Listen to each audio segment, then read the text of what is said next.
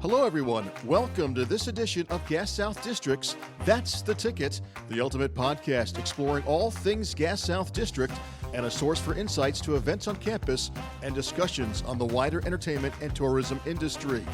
Please welcome the host of our show, Stan Hall, CEO of Gas South District and Explore Gwinnett. Hello, everyone, and welcome to today's episode of That's the Ticket podcast, where we are joined by a true leader and influential figure in Gwinnett County, Mr. Richard L. Tucker.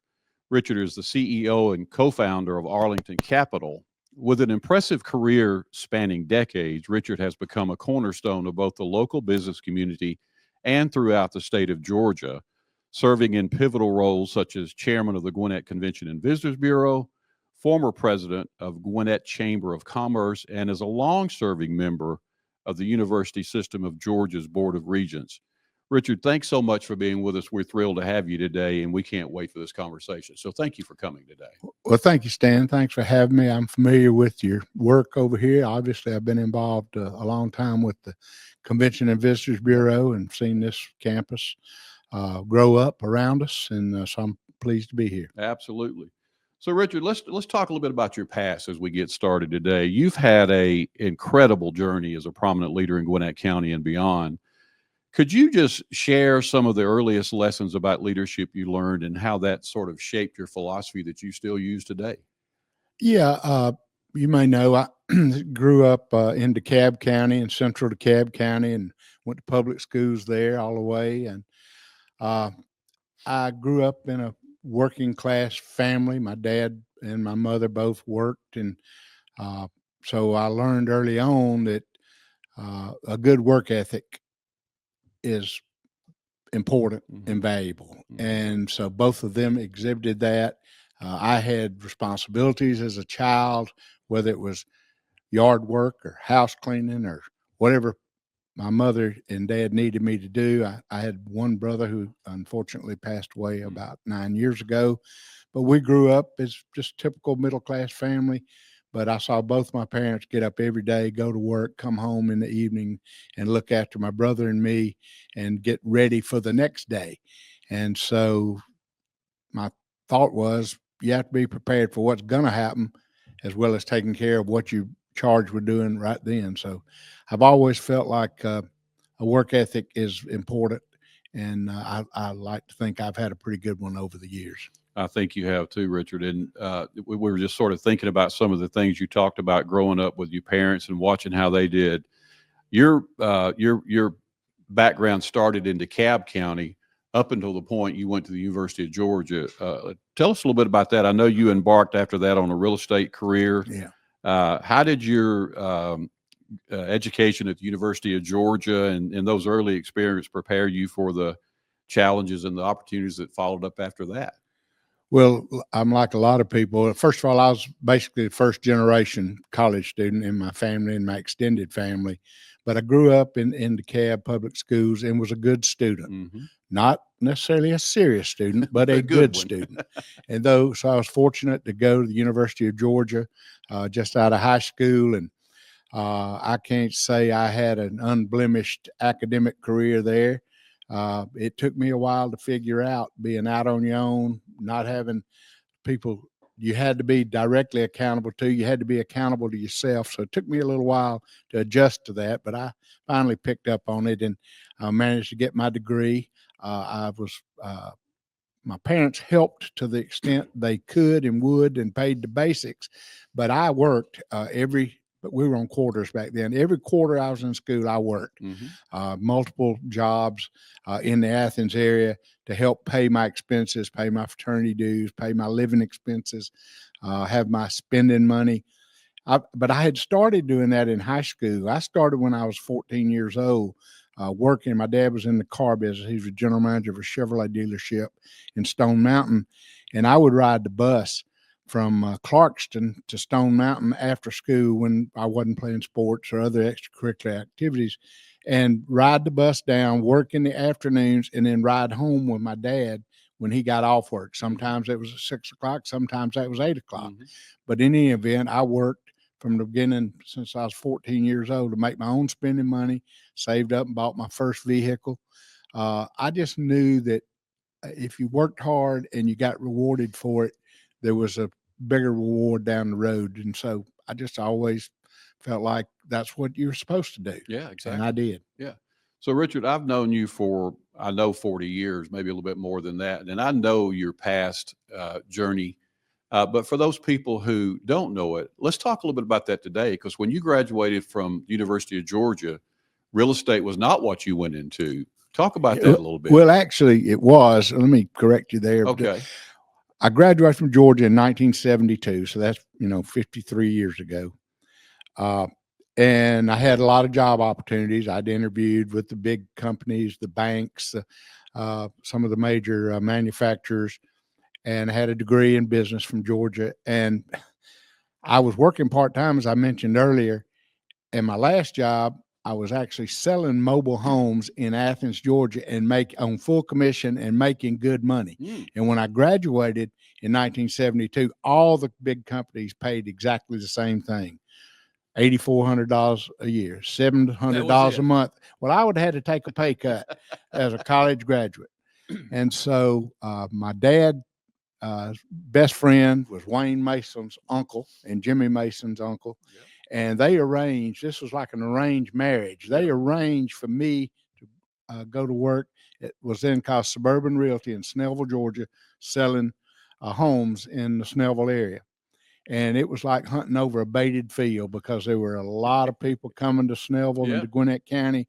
And I was there to provide sales. And so I did really, really well the first year and a half or 2 years. And then, unfortunately, the Great Depression of 1974 and 75 came along. And I happened to be, you have to work. By then I'd had a wife when I got out of college, but by then I had a son and a daughter by 1975. Yep.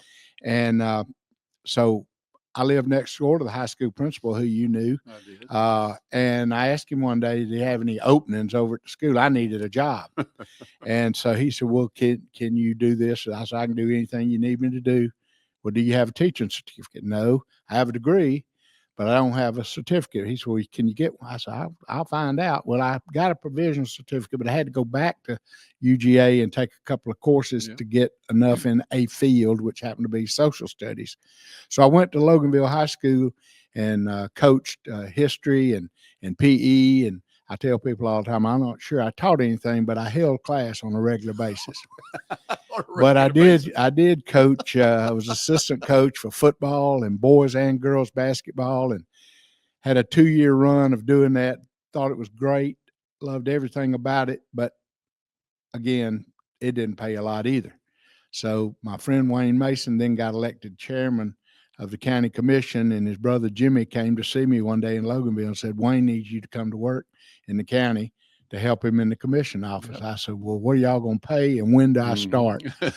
So I went up there in the fall of 77 and spent almost 3 years working in the commission office with Wayne, and along with Wayne Shackelford, who you also knew, who was a very distinguished county administrator, later became the DOT commissioner, and was really a inspiring individual to train under and be mentored by, which I've had a lot of great mentors in my life, but Wayne Shackelford's certainly one of them.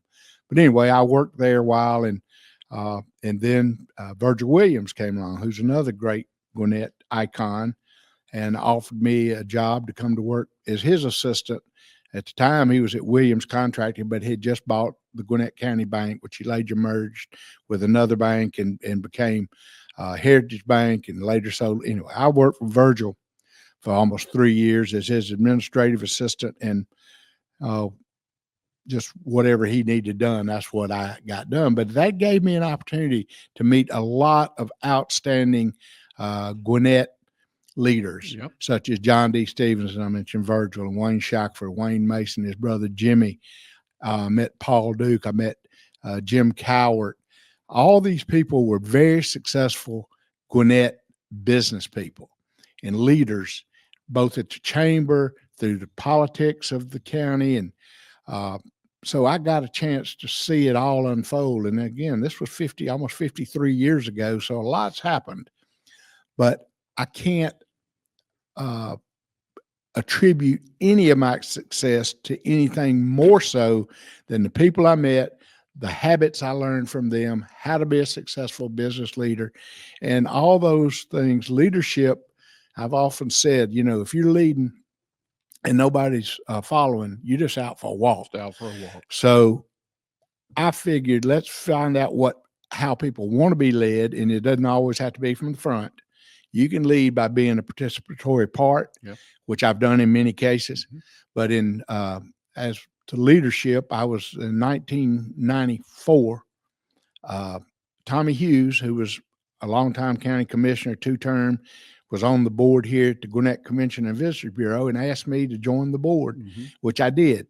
So that means I've spent more than 30 years here. I'm a term limit guy, but I don't always practice what I preach. But I have been here. I've been chairman multiple times, and I'm chairman for this year, as you know, and may have mentioned. But being in leadership means find out what needs to be done, figure out the best way to do it. Is that a collaborative nature, which I think for the most case it is, or is it just we're going to decree this or decree that? Some leaders have different styles. That's not my style, but if it gets tough and the deciding vote's the leader, then the deciding voter is the leader. That's sometimes the way it has to work. So, Richard, before we move into another section, I want to back up just a little bit, because I was just sitting here listening to you, and you were naming all those people off that were influential in your life. And 50 years ago, but the majority of the people that you talked about were from one particular area of the county. Is that just coincidental, you think, or how did that work out with all those people being so closely related? Well, it certainly was coincidental from the fact that when I took this first job in April 1, 1972, it was based in Snellville. Yeah. Most of my business at that time was in Snellville, and some of these people that I mentioned all lived in and around Snellville. They also happened to be friends and associates and colleagues of Wayne and Jimmy Mason. So that helped, get a foot in the door, and you learn a lot by just standing around and listening.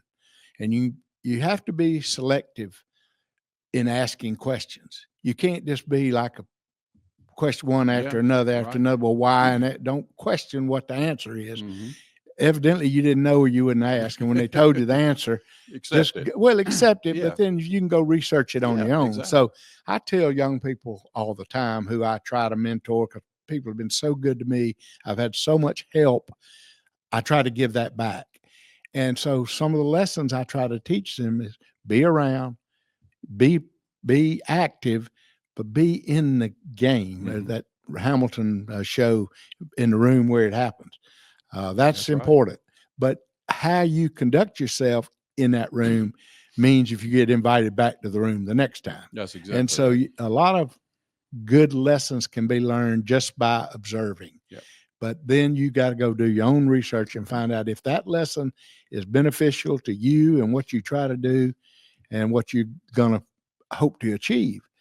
And it can't all be about the individual, which, everybody knows I'm enough about me, but it's not all about me. I do believe the airline theory of put your own mask on first. Because if you're not breathing, you can't help other people. Nobody, so you got to help yourself, but you can't do it at the expense of others or to the exclusion of others. So that's part of the Snellville connection. Yeah. So I'll make an admission to you, Richard, now, and then you just said it again, but you're saying about leadership, and if you think you're a leader and nobody's following, you just out for a walk. Right. I'll tell you, I've stole that so many times from you with our senior staff. Well, it's true. It is so true. And, people do need to hear that, because sometimes their leadership abilities are way beyond what other people might think it is. So that just brings them right back down to earth. Well, when you say you need to have a realistic view of your own capabilities. If you walk into a room and think you're the smartest person in every room you walk in, you're just so wrong. Yep.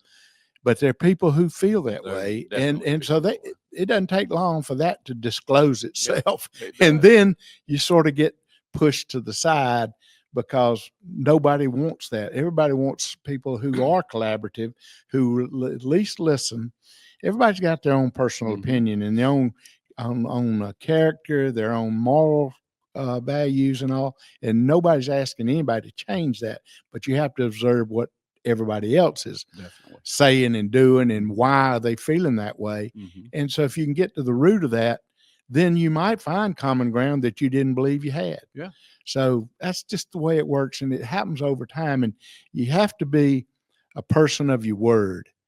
If you tell somebody you're going to do something and for something happens, you can't do it, you owe that person an explanation that you told you were. Yeah. Because you can't follow through on every promise you make, but you can certainly explain, not make an excuse, but explain why you couldn't do something. But it's even better if you explain it before you get to the point where you didn't do it. There's no doubt. But we've all made mistakes, yeah, and we've all made enemies either on purpose or on accident. But we all have them out there. They are out there. Richard, you've called Gwinnett, and I'll tell you, I agree with this so much, the county of opportunity. What do you think makes Gwinnett such a unique place for growth and innovation? Well, there are a lot of reasons for one. Number one, and first and foremost, Wayne Shackelford used to say this, the location of Gwinnett County is ideal for what has happened in Gwinnett County. 20 plus miles north of the central city. Atlanta's a vibrant region, but Gwinnett not only had a great location, it had some great early planning relative to roads. You had 2 railroads bisecting it. Yeah. You had 3 or 4 major highways in 78, 23, Highway 141, all those. And then the county had leaders that looked into the future, whether it was Wayne Mason and his colleagues on the county commission and water and sewer, which they did in the mid 70s and started that project, which Gwinnett's a great beneficiary of. But to have the kind of location we had, some of the infrastructure we had, the foresight that some leaders had, add that to then the diversity of the types of industry. As you probably remember, Western Electric came here in the late 60s. It was the first major employer to settle in Gwinnett County. They could have just as easily settled, a half a mile away and been in DeKalb County, but they were in Gwinnett, which brought a housing boom to the Norcross, Lilburn, Snellville area. And I got to take advantage of in the early 70s and selling houses to people who were moving from all over the country, but a lot of people were moving out of DeKalb County to Gwinnett because of a lot of reasons. But one was better opportunity. You could buy more house for less money. You could get more land with that house. It wasn't as crowded. Now, that's changed a lot over 50-some years. When I came here in 72, I believe there were 70,000 people. There are 1 million plus today. There were only 10,000 non-agricultural jobs. There are 400 plus thousand today. That had to do with a lot of fortuitous things, but it had a lot to do with planning and vision and long-term foresight as well. And I think Gwinnett County has had such a long line of just great leadership going back to Wayne and even up to where we are today. And you think about those people that have been, particularly in the chairman's role, just really, really incredible leadership. We've had great political stability. It hadn't been 100%, in 50-some years. Well, you're going to get a few things that didn't exactly how'd that happen. But for the most part, we've had very, very stable leadership like we have today. It's a different paradigm now in Gwinnett. When I came here, it was all Democrat. All the county officers, all elected officials were Democrats. In the mid 80s, it changed to all Republican. Within about 2 or 3, 4 years ago, 20 years later, so the early 2000s, it changed back. Well, that could be a real upheaval for a lot of communities. But in Gwinnett County, people have accepted it, embraced it. They may not agree with everything that's been going from one party to the next, but they understand that. I tell people all the time, it doesn't matter whether you're a Democrat or Republican, we're the Gwinnett party. If it's good for Gwinnett County, it's going to be good for those of us who are trying to take advantage of these opportunities. And I talk about the land of opportunity. As I said, I grew up in DeKalb, went to school in Athens, moved to Gwinnett early on. I could have moved anywhere within 100-mile radius of Gwinnett County, And you look around, you know where I'm talking about, any direction. And the opportunities wouldn't have been there that were there for me. Yeah. And I mentioned earlier something about hunting over a baited field. Well, that's sort of like business in Gwinnett. People were here. People were trying to come here. There were business opportunities. And I'm talking about, mine was based in the real estate business, but it could have been the same thing in any business: insurance, engineering, lawyer, accounting, banking. There were opportunities where there are people that are searching for and buying products. There are people to provide those products and services for them. And that's what makes Gwinnett great. There's been a long-standing tradition, and it was started by I'm a big chamber supporter and fan. Yeah. As you said, I used to work there back in the day. Well, you used to be more than work there. Well, I was there, but I've been gone from there almost 22 years. Yeah. That's hard to believe in and of itself. But but the chamber was the impetus behind a very loosely structured set of meetings and groups of people who include all the influencers and beneficiaries of what's happening. That's from the county government, the school system, to the business community, to the civic and cultural community, to the charitable communities.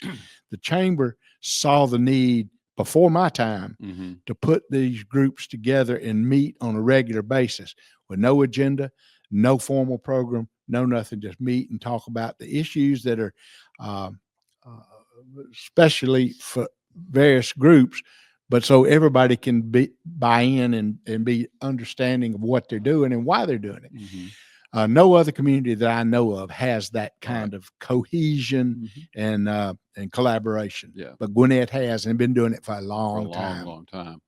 So we mentioned a little bit that you're currently in January of this year, you're coming back as the current chairman of the Gwinnett County. It is January. Well, it is January. I'm already it. You are the chair of the Gwinnett Convention and Visitors Bureau. Thank you. But that's not the first time you've held that position in our organization, and we sure do appreciate you. But I want to take you back a little bit, because I've heard you tell this story before. Today we're sitting on the campus of Gas South District, which has turned into something pretty doggone wonderful, I believe. But Richard, take us back to a time when they were looking at this property out here, where nearly as busy as it is today, and talk about that a little bit. I love that story. Well, this property, as you probably remember, was owned by the Eastern Airlines Pilots Retirement Pension Fund, and they gave it to Gwinnett County for the specific purpose of building a civic and cultural center. And then they later gave us some more land with it. Now, when that was given it was the same people that owned where Sugarloaf Country Club is now. Right. That was their property as well. All this property belonged to them. But these roads weren't here. Satellite Boulevard was here because it was built and extended in the 70s, late 70s, to accommodate Rockwell International, a scientific rocket manufacturing place, scientific. So that was built here, and this road was extended. But I-85 was just a 2-lane, really, road coming up through here. Sugarloaf Parkway wasn't here. All these 20+ multiple lanes across, none of that was here. But the county had the Civic Center built, and the first SPLOST, as I recall, in the late 80s, they raised $32 million to build this inaugural facility with no county money. It was all SPLOST money. So that started it, and it opened in 92. Yep. And so that's, whatever that is, 40, 30 years, 30-some years later. Yeah. A long time ago. But anyway, now it's expanded. Our board, with the help of the county and its funding arm, relative to some bond financing and other things. And, we later built this facility, then expanded, then beautified it and enhanced it and increased the exhibit size by double, built the arena. The arena is 22 years old. Yeah. That's hard to believe too. It is hard to believe. But, it was something that Gwinnett needed, wanted, but all that was done initially with SPLOST funds, and which Gwinnett's been very successful in voting for and approving the SPLOST funds over the years. School system later did with the eSPLOST. But all of those things, it takes the people understanding the vision and buying into the vision to vote those things in. But this center is an unqualified success. I mean, when I was first on this board, we were struggling to pay our bills, much less make a profit. So fortunately, the county stepped in and we had the hotel motel tax. And so we had enough money to make it, but we didn't end this a year with a surplus. Probably for the first 10 years, this building was open.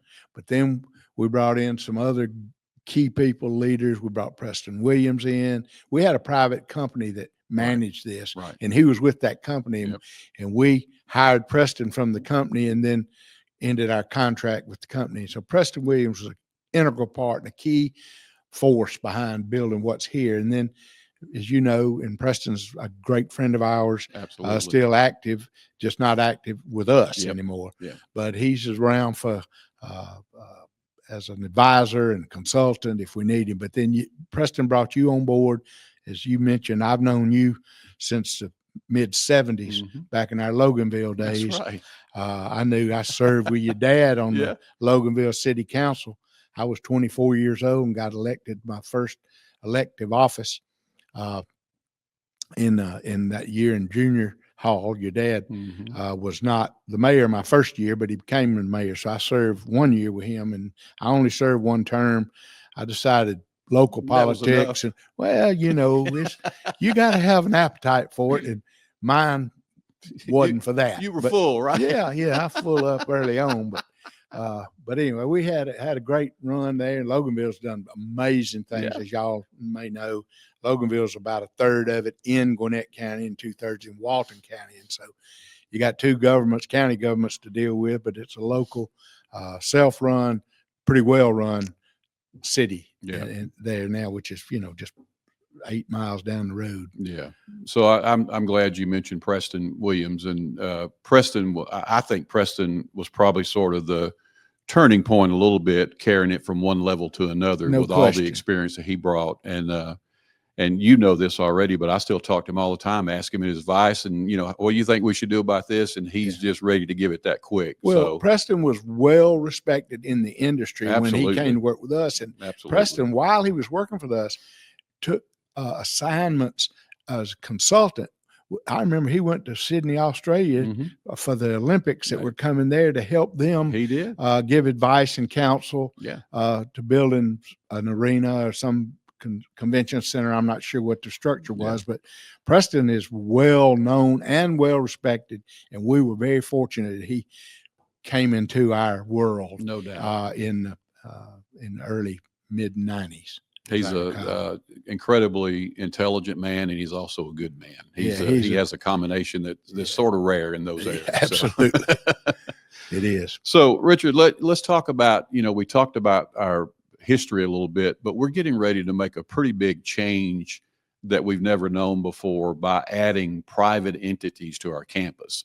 And we've seen it already with the Atlanta Gwinnett Weston, which is now open for business, sitting right in the middle of our property that we all talked about for a long, long time. Now it's come to fruition, and it was everything we thought it would be relative to bringing success here. So we're also about to start another project, mixed use. Tell me what you think about that. Well, as I mentioned earlier about Gwinnett having these people coming here that needed goods and services, have created opportunities for businesses to grow and thrive. Well, a center like ours needs patrons, needs customers, needs people coming here. And so we had this vision, and Preston was the lead in this, to bring a hotel to our campus. It took a while to get it done, but it is everything we dreamed of. No doubt. Then for what it means to our campus, what an asset it is.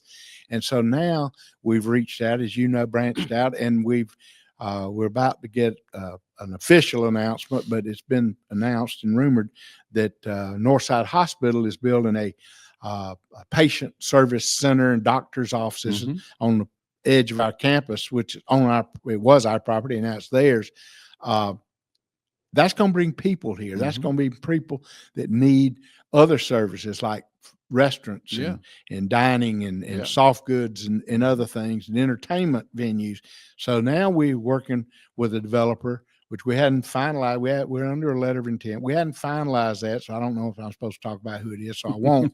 But there will be a mixed use component of this campus with some residential, entertainment, housing, and restaurants and those kind of things on this campus within the next couple of years. It'll take a little while to build it, but what we will do will absolutely change the look of the center. We have 3 parking structures here now that accommodate what we're doing, but this new thing will take most of the surface parking that's out there now that you see and turn that into vertical construction for high-rise housing units and office buildings and entertainment and food service places. So it's going to be an exciting thing.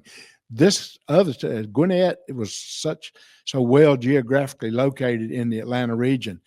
Same goes for this property, No which doubt. is geographically located almost in the center of Gwinnett County. Yeah. If you remember, Gwinnett County is, I believe, 475,000 acres. Yeah. It's almost 50 miles from one county line to the other. And if you think it's further than that, you try to drive in afternoon traffic.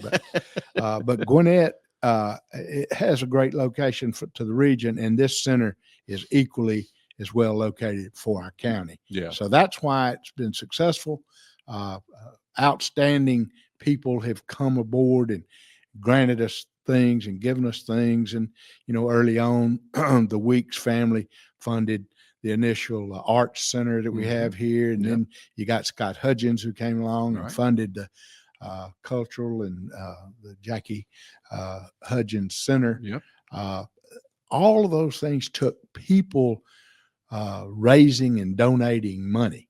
When I was with the chamber, I can't take any real credit for it. I just happened to be there and tried to stay out of the way. But the county donated the land where the chamber sits. And then the business community stepped up and funded that building. We opened that building in 2000 with no debt.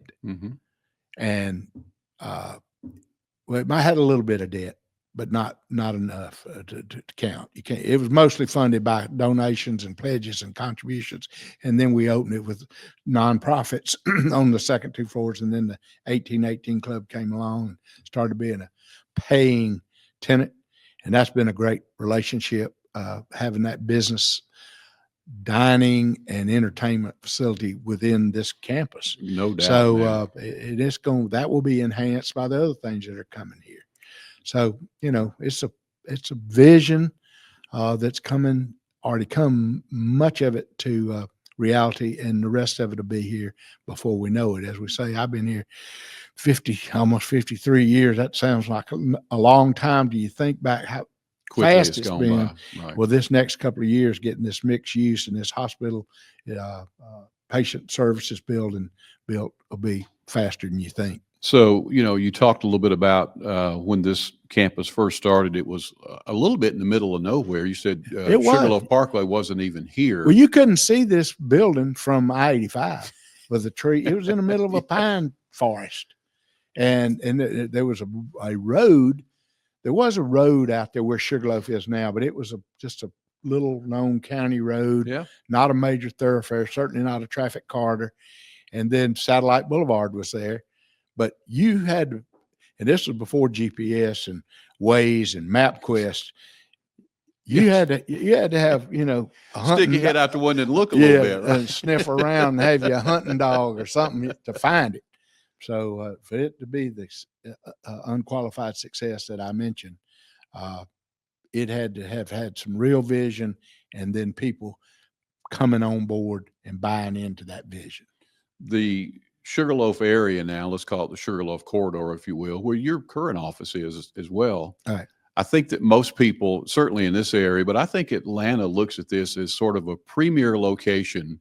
We're starting to call it downtown Gwinnett to try to draw a little attention to it. But if you look around the boundaries of Gas South District, of all the businesses that are locating here, it has sort of become the place to be. Well, the great thing about it is it has become the central business district for all practical purposes. If you think about where's the center of business, where's the money, where the higher paying jobs, it sits in this corridor. But the other benefit to it that people don't think about enough is what it's inspired other communities around. And when I talk about other communities, I'm talking about Duluth, Norcross, Swanee, Lawrenceville, Snellville. They had to raise their game too. Yeah, no doubt. To be on par. And they've done that for the most part. I mean, we got some wonderful town centers. We do. That reach a different customer base on a daily basis or weekly basis than we do on a consistent basis as well. But it's just a difference. But when, a high tide raises all ships. And so this center came and started being successful and people started coming here for conventions and business meetings and other things, these cities sitting around saying, well, we need to do something to inspire traffic and growth toward, and they've done that. Yes, they have. And so this center had a lot to do with the vision of these other city leaders. Gwinnett has 15, 16 cities within its county boundaries. And for the most part, they've all reacted and responded to the challenge and got their own thing going in their own way. They do. I love talking about future growth here, all the things that this campus is going to be and already is for the most part. But I also love hearing people like you talk about where we came from to get to this point. And this is another saying I might have stolen from you, but somebody said, if you don't know exactly where you've been, you don't know where you're going. Well, and sure. I believe that for sure too. So I just want to thank you, Richard, for number one, for your friendship. I do value our friendship more than you know. But number two, the leadership that you've given for this organization and continue to give, I'm not sure that'll ever be duplicated. And I want you to know how much we appreciate that. Well, I appreciate that. Sometimes you just happen to be in a place and you do enough right and not enough wrong that they can't get rid of you. So I've just been a beneficiary of being here and having a great set of board members that we've had over my 30 years. I mean, we've had great, never one time have we ever gotten to a decision that it wasn't almost universally, if not unanimously approved and supported. And in this mixed use, we backed up one time and put it on pause because our board wasn't 100% on in concert with what we did. We said, well, we're not going to do anything then until we all figure out, let's go make this adjustment, that adjustment, and bring everybody. And we did that. We did do that. And so now they're 100% behind what we're doing. And that's the way you lead, by collaboration and by understanding other people's viewpoint. And if they don't see it your way, well, sometimes you have to change. Absolutely. Now, I don't like that part of it, but that's what what happens. That's what it was. And anyway, so I've been the beneficiary of great board members, great county leadership, great business climate, and I just like to give back. I raised my family here, and they've done pretty well on their own. I'll tell you one more thing when we close out today. I talk to a lot of people in this industry now, as I should, trying to see what they're doing, see what we're doing. But it never fails in the conversations. One of them will start talking about either a scandal or a potential scandal that's happened in their organization. And then they say, well, I'm sure y'all have had some. Well, we haven't had any. No, we haven't. We have not had any. And that is because of people like you who have kept us going in the direction that we needed to go. Just like you said, if we're not going to do it together, we're not going to do it at all. Right. And we haven't had that problem because of that chemistry that you guys created a long time ago. And thank God is still here. So, well, again, that goes back to the right people in the right place, vision and foresight and communication. Mm-hmm. And people will get on board and understand and why. I mean, like you said, if you don't know where you've been, you don't really know where you're going. Well, history is the greatest teacher we have. No doubt about it. And so if you see things happening in other communities and you say, well, that's not good, but it served one purpose. It was a bad example. and we're not going to do it That's that way. exactly right. So That's we've been exactly right. fortunate in that respect. Well, Richard, again, as we close out, thank you so much for everything that you've done and that you continue to do. And we're honored to have you on our board, and we're so happy to have you back as a chair. Thank you for the great job you do as our Well, thank leader you. and the team you've put together. And we got a good success story. We got just a need good to one. tell We it. got a good one going. So thank you. Well, guys, that's all the time we have today. We appreciate you paying attention and listening to someone that is such an important part of our organization. As I said earlier, someone who I consider to be a great, great friend, and that means so much to me. So thank you again. Be sure to check out GasSouthDistrict.com and follow us on Facebook, Instagram, LinkedIn, Twitter, and TikTok. You can find all episodes of Gas South District, That's the Ticket, wherever you listen to podcasts. So thanks for being with us today. We'll return soon for another episode of That's the Tickets. Have a great day, everybody. Goodbye.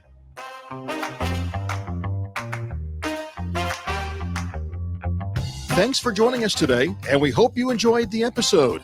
For show notes and further information about Gas South District and upcoming events, please visit our website at GasSouthDistrict.com. That's the Ticket.